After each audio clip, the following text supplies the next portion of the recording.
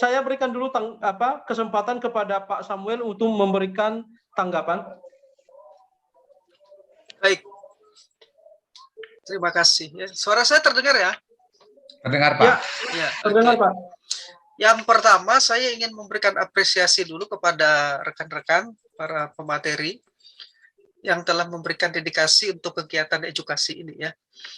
Jadi mereka benar-benar meluangkan waktu. Saya kasih contoh tadi Pak Nathan aja sampai membuat video untuk acara ini. Karena kesibukan beliau pada waktu yang bersamaan ada rapat yang tidak bisa ditinggalkan.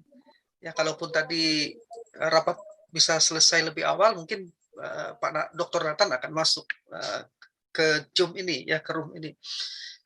Juga Pak Dr. Pangeran juga sangat-sangat sibuk sekali di grup memberitahu bahwa bagaimana kalau kita mulai jam sekian lalu selesainya sekian karena ada kegiatan lagi gitu ya. Jadi sama juga Pak Weli juga, apalagi Pak Weli saya lihat aktivitasnya tidak hanya di STT di Jakarta, tapi STT Agape yang ada di provinsi-provinsi lain sangat sibuk sekali tentunya ya. Nah, itu berarti apa? Ajaran ini menjadi perhatian yang serius ya dari hamba-hamba Tuhan dan juga para akademisi yang luar biasa ini ya. Jadi saya sangat memberikan apresiasi ini. Dan tentu saja materi-materi yang disampaikan adalah materi-materi yang berharga, hasil dari pembelajaran pergumulan terhadap berbagai literatur, khususnya teks-teks kitab suci. Itu yang pertama. Nah, yang kedua, karena saya di sini sebagai penanggap ya, bukan pemateri, tentu saja semua pertanyaan nanti akan ditujukan kepada pemateri gitu ya.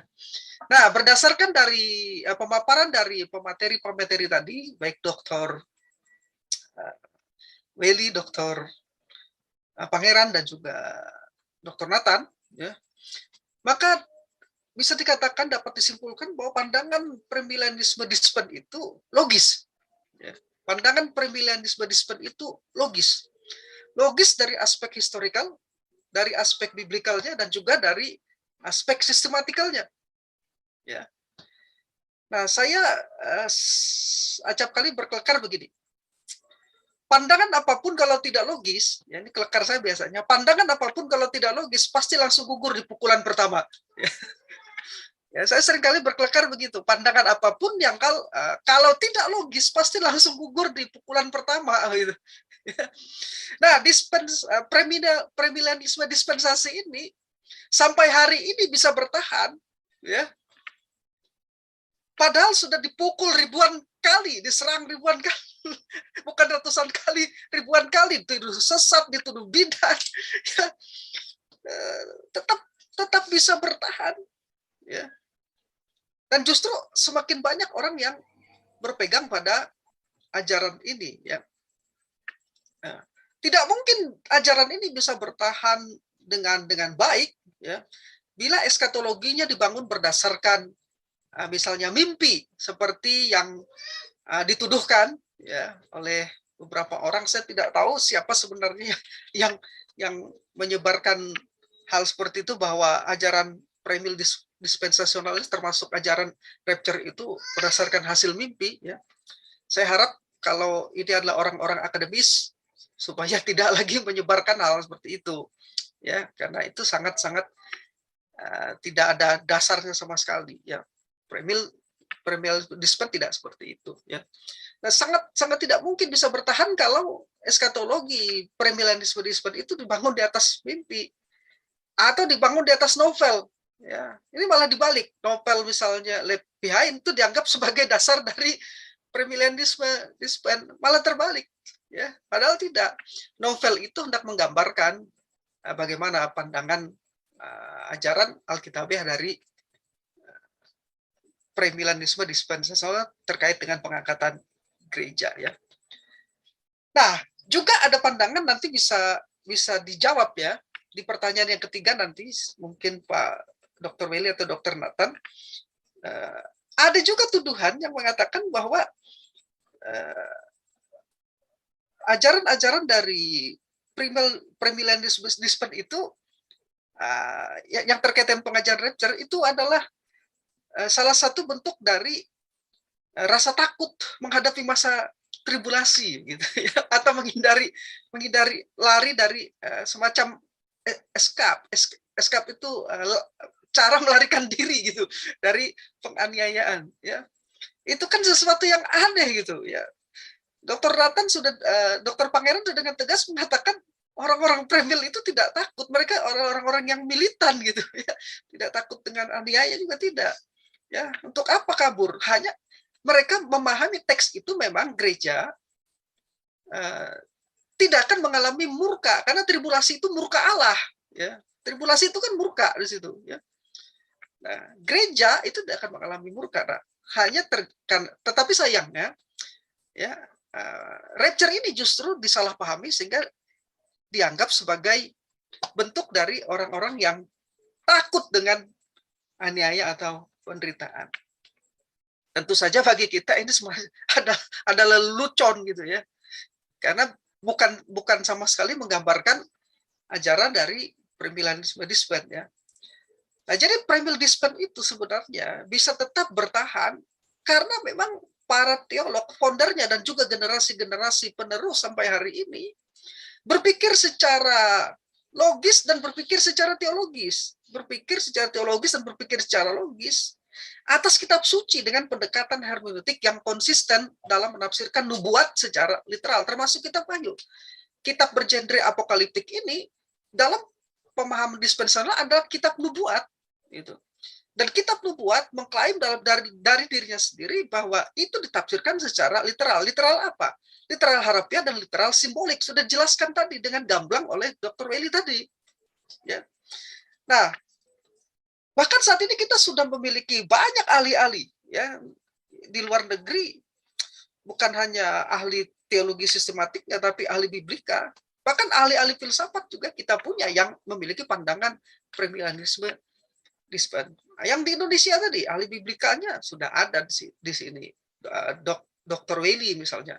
Kita juga punya siapa itu yang siapa itu Pak Harepa, dosennya Pak Harepa lu, Philip Sucia ya. Ya. Itu juga kan orang biblika dan dia adalah seorang premillenisme dispen ya. Ya. Nah, jadi di Indonesia saya ada orang-orang biblika, belum lagi ada Dr. Nathan, ahli sistematiknya, ada lagi Pangeran ya. Bukan hanya ahli sistematik tapi juga biblika ya. Nah, jadi kita melihat di sini ya, saya sudah baca buku-buku dari Dr. Willy misalnya, sangat sistematis sekali, tapi juga menunjukkan keahliannya di dalam biblika ya. Nah, jadi jelas ya, apabila dulu dispensasionalisme dipukul habis-habisan, maka sebenarnya ahli-ahli dispensasionalisme itu punya kapasitas untuk memukul balik dengan kekuatan yang luar biasa sebetulnya terhadap para penentang dari atau orang-orang yang menolak ajaran premillennial dispen ini. Ya, tapi orang-orang dispen tidak seperti itu. Orang-orang dispensasional premillennial adalah orang-orang yang merangkul. Karena tujuan mereka dalam eskatologi sekalipun adalah berkaitan dengan misi Tuhan kita Yesus Kristus. Ya. Nah, ada lagi yang ingin saya tambahkan, yaitu terkait, masih saya hanya menanggapi apa yang dipaparkan oleh pemateri ya. Nah, gramatikal historik atau literal normal tadi sudah dijelaskan ya oleh Dr. Welly tadi, di dalamnya mengakui simbolik dengan menafsirkan secara literal atau literal simbolik. Nah, karena itu di sini tadi saya kira kesalahpahaman tentang tuduhan bahwa orang-orang premil dispen itu tidak konsisten telah dibantah dengan gamblang oleh Dr. Welly. Apabila orang-orang itu memahami apa yang penjelasan Dr. Welly tadi, mereka tidak akan dengan gampangnya, dengan mudahnya menuduh premil dispen itu tidak konsisten. Ya. Dan tafsir gramatikal historikal atau literal normal tadi, atau literal harafiah simbolik tadi, itu berbeda dengan tafsir alegoris yang nantinya pada akhirnya akan merohanikan kerajaan 1000 tahun seperti yang telah dijelaskan oleh Dr. Nathan tadi di sesi yang pemateri terakhir ya. Nah, jadi mengenai tafsir dispen yang dianggap tidak konsisten atau ambigu tadi jelas sudah dibantah dengan baik oleh Dr. Welly. Tidak hanya berbicara dari aspek biblikanya, tetapi juga penerapan langsung dari studi biblika terkait dengan ajaran kerajaan 1000 tahun itu. Jadi Premil Dispen bukan hanya memiliki ahli-ahli teologi sistematik, tetapi juga ahli-ahli biblika, bahkan ahli-ahli filsafat, misalnya seperti Norman L. Geisler, itu kan seorang Premil Dispen, jelas. Ya. Nah, kemudian tuduhan bahwa Premil Dispen cocokologi, nanti bisa dijawab Pak Harepa, ada pertanyaan itu kalau tidak salah. Cocokologi atau mencocok-cocokkan ayat, nampaknya muncul karena ada semacam misunderstanding ya, kesalahpahaman, atau bisa jadi hanya sekedar tuduhan yang dicari-cari. Karena dari paparan ketiga pemateri tadi, Dr. Welly, Dr. Pangeran, Dr. Nathan, ya, jelas bahwa secara logis, biblis sistematis, ya, metode tafsir yang digunakan oleh Premilanisme Dispen itu valid, ya. Gramatikal historikal atau literal normal, literal harfiah, dan literal simbolik itu adalah suatu metode pendekatan, metode tafsir yang valid, gitu ya. Nah, dari penjelasan Dr. Nathan tadi, kita juga melihat bahwa justru Premil itu menafsir dengan konsisten. Juga penjelasan dari pembicara-pembicara sebelumnya, Pak Dr. Welly, Dr. Nathan, dan juga Dr. Pangeran dan Dr. Nathan tadi jelas sekali bahwa Premilenialisme Dispen itu menafsir dengan konsisten. Justru kalau kita melihat kajian sistematik dari Dr. Nathan tadi, mereka yang menolak Premil terlihat inkonsisten ketika menafsir Wahyu 20. Dari penjelasan Dr. Nathan tadi yang saya tangkap. Dr. Nathan jelaskan, karena di Wahyu 21 ayat 1-6 mereka katakan itu rohani. Ya. Kemudian di ayat ke bawah 7 dan seterusnya itu dianggap sebagai sesuatu yang harapnya begitu, ya, di dalam sebuah perikop. Nah, kalau begitu maka mereka yang menggunakan penafsiran itu terlihat justru inkonsisten gitu. Beda dengan penafsir-penafsir Premil Dispen yang sangat konsisten. Ya. Tidak hanya di Wahyu 20 tetapi mulai dari pasal-pasal sebelumnya. Atau bisa juga dikatakan bahwa orang-orang yang menolak kerajaan 1000 tahun Arabia itu akan menafsir perikop tersebut berdasarkan penjelasan dari Dr. Nathan tadi dengan menerapkan standar ganda yang ini kita tafsir secara rohani kerajaan 1000 tahunnya, kemudian api, ya, kalau pengikatan iblis ditafsirkan secara rohani, kunci jurang maut ditafsirkan secara rohani, ya, tapi kemudian lautan api atau Gena, lautan api dengan belerang, itu ditafsirkan secara literal. Berarti dalam satu perikop ada dua pendekatan. Ya.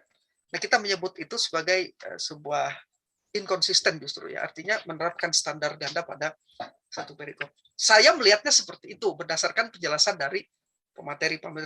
Artinya begini, ketika orang-orang yang menolak pendekatan hermeneutik Premil Dispen menganggap Dispen memiliki hermeneutik yang inkonsisten, justru tuduhan yang sama bisa kita lempar balik. Artinya, seperti saya katakan tadi, kita punya kapasitas untuk memberikan pukulan balik, ya, dalam tanda petik, ya. Kita tidak dalam rangka bermusuhan, tapi ini hanya dalam bahasa kita berdiskusi. Yaitu bahwa sebenarnya yang tidak konsisten itu, yang inkonsisten itu dapat dilihat Premil Dispen ataukah yang menolak pendekatan hermeneutik Premil Dispen. Ya. Nah, saya pikir itu saja dulu yang bisa saya tanggapi dari para pemateri tadi. Terima kasih. Ya. Oke, saya akan minta tolong kepada Pak Samuel untuk memberikan beberapa tanggapan tentang pertanyaan yang kedua. Pertanyaan yang kedua yang mana itu tadi, Pak? Yang tadi, yang masih dibahas dalam rapture tadi, atau Bapak masuk ke pertanyaan ketiga, apakah premilianisme ini mencocok-cocokkan ayat? itu sudah saya jawab tadi sebetulnya. Oke, berarti pertanyaan kedua, Pak. Kecuali kalau mau ditambahkan lagi oleh Pak ini. Oke. Saya sebenarnya Pak Harepak sebenarnya sudah dijawab oleh Pak Dr. Willy dengan Pak Pangeran, sudah cukup itu. Itu ada dari Indonesiaku, itu channel Indonesiaku di kolom chat. Ya. Dia bilang begini, ketahuan inkonsisten pemateri dengan penanggap. Ya. Pak Junior bilang rantai ditafsirkan literal, tapi Pak Gunawan bilang secara rohani. Cek lagi. Dari situ aja salah paham kan? Ya. Oke, ya benar. Ya. Tapi ada beberapa hal yang memang saya tidak setuju dengan Ya, pernyataan Indonesiaku ini. Karena ya, kenapa? Karena kita kan di sini kan mengedukasi dan ya tidak perlu ya untuk ya, mempublikasikan pertanyaan-pertanyaan seperti yang ya. nggak membangun ini. Cuman Karena kita ya Pak, bagi saya ya, mudah sekali bagi kita untuk mengatakan dia itu tidak paham. ya, Karena kenapa? Kalau dikatakan dispensasional itu sebagai bidat, berarti juga amil itu bidat. Karena reform itu kan percaya dispensasional. Cuman hanya 2 percaya mereka, kita 7. Jadi parah juga dia nanti. Jadi dia nggak paham sebenarnya istilah dispensasi, istilah kerajaan 1000 tahun.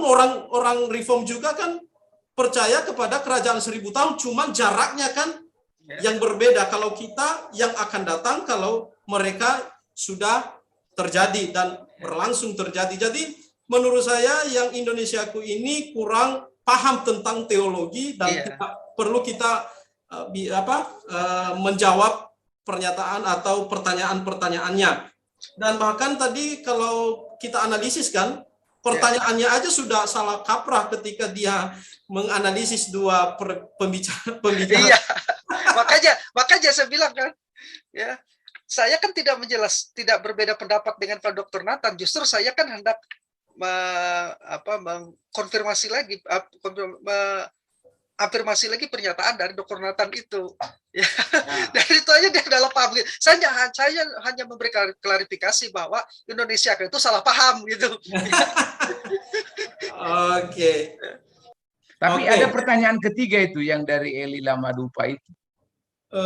Pertanyaan ketiga Eli Lamadupa, saya lihat dulu ya. Oh itu Pak. Yang cocokologi itu. Yang cocokologi itu. Ya silakan gimana ininya bagaimana dia bisa dikatakan cocokologi? Kalau cocokologi semua, ya siapa saja pasti cocokologi. Kalau amil, posmil, ya amil kalau dikatakan cocokologi ya cocokologi semua, Rek. Yang mana yang dicocok-cocokin? Nah, cocok. Nah itu ya masalahnya gitu, masalahnya karena yang menjawab itu yang ahli tidak ada menjawab kitab, sosiologi. tidak ada satu kitab juga yang menceritakan tentang teologi yang sempurna itu. Oke, jadi saya mungkin pertama, ya. Kalau kita lihat memang kalau orang tidak mendalami sistem dispensasi, memang akan ada kesan seperti dipaksa-paksakan. Iya toh, Wahyu ini lalu dicocokkan dengan Daniel, tribulasi ini dicocokkan, masa ini pengangkatan dicocokkan dengan 1 Korintus, padahal itu tidak ada hubungan. Nah itu kalau memang sepintas kalau orang tidak mengeksegesa, maka memang akan ada kesan seperti itu. Sepintas loh, kalau hanya sepintas melihat bagan-bagan itu. Nah, saya setuju dengan Dr. Deki. Sebenarnya kalau dilihat kalau dibuat bagan eskatologi, memang kalau ingin yang sederhana, amil itu paling sederhana dan paling cepat untuk dicerna. Ya kan? Ini dunia ini akan berlalu, lalu nanti Yesus datang, udah langsung kita masuk surga selama-lamanya bersama dengan Tuhan. Maka bagannya itu memang tidak serumit bagan yang dibuat oleh kaum premil. Begitu. Kalau kita akui ya, kalau kita jujur. Tetapi malah bagan-bagan inilah yang menjadi ruang-ruang penggenapan-penggenapan dari teks-teks dalam Perjanjian Lama yang kalau tidak ada bagan-bagan ini atau seperti rapture, tribulasi, kerajaan 1000 tahun, kedatangan Kristus kedua kali, maka akan banyak teks dalam Perjanjian Lama yang akan kita lewati karena kita bingung ini apa artinya, begitu ya. Yesaya 65 macam-macam itu teks itu, atau Daniel misalnya 3,5 masa yang dikatakan oleh Daniel itu, mau di mana itu kita bisa lihat? Bagaimana kita bisa melihat itu? Kacamata apa yang bisa kita pakai untuk melihat itu secara terang benderang? Tidak ada. Kalau kita tidak menghubungkannya dengan masa tribulasi, gitu loh. Jadi ini bukan cocokologi. Nah, kan semua Kristen konservatif, saya ulang, semua Kristen konservatif yang belajar di seminari yang baik akan setuju dengan pernyataan saya bahwa hermeneutik yang baik itu adalah di mana Alkitab menafsirkan dirinya sendiri. Yang pertama. Yang kedua, di mana satu kitab menjelaskan kitab yang lain. Ya. Dan inilah yang digunakan oleh kaum premil, gramatika historika itu, bahwa kitab Daniel itu akan jelas kalau dihubungkan dengan kitab Wahyu. Sebaliknya, kitab Wahyu juga akan jelas kalau ada hubungannya dengan Daniel. Dan seterusnya, dan seterusnya. Nah, kalau orang tidak paham ini ya, progresif nubuatan, progresif revelation, itu ya, maka akan memang terkesan cocok logi dulu. Nah, tapi coba kalau didalami secara serius, secara akademik ya, dilihat ini secara historis, dilihat ini secara gramatika, dilihat ini secara leksikal, penggunaan hermeneutiknya bertanggung jawab. Saya kira kesan cocok logi itu nanti dengan sendirinya akan terkikis begitu loh. Nah, misalnya 144.000 dalam kitab Wahyu itu. Bagaimana kita menjelaskan itu? Dua saksi itu. Ayo, bagaimana kita mau kacamata apa yang bisa kita gunakan supaya kita memahami teks itu kalau kita tidak menggunakan bagan-bagan premilenialisme begitu loh. Jadi sebenarnya bukan cocok logi, tetapi karena kita konsisten dengan jargon Kristen konservatif dalam ilmu hermeneutik ada yang namanya Alkitab menafsirkan dirinya sendiri. Satu kitab menjelaskan kitab yang lain atau satu kitab tidak bisa dipisahkan dengan kitab yang lain. Jadi kalau kita menjelaskan 1000 tahun ada hubungannya dengan Yesaya, menjelaskan tribulasi ada hubungannya dengan Daniel, itu bukan cocok logi. Tapi itu adalah upaya Alkitab menafsirkan dirinya sendiri. Ya, terima kasih. Jadi sebentar, saya tambahkan sedikit. Nah, maka dari itu Pak Dr. Pangeran ya, tadi di depan di tanggapan saya sudah bilang bahwa tuduhan yang menyatakan premil dispen itu cocokologi atau mencocok-cocokkan ayat itu sudah muncul karena pertama misunderstanding tadi, ya, yang dijelaskan oleh Pak Pangeran tadi, kesalahpahaman tadi, ya karena mungkin salah satunya karena bagian dari premilenialisme itu agak rumit ketimbang sistem yang lain ya. Atau yang kedua bisa jadi tuduhan ini memang tuduhan yang dicari-cari gitu. Tuduhan yang dicari-cari lontaran tuduhan yang memang disengaja gitu ya. Jadi supaya terkesan nantinya premil itu seperti memang cocokologi, memang sengaja dilontarkan oleh orang-orang yang seperti itu ya. Saya kira itu saja ya.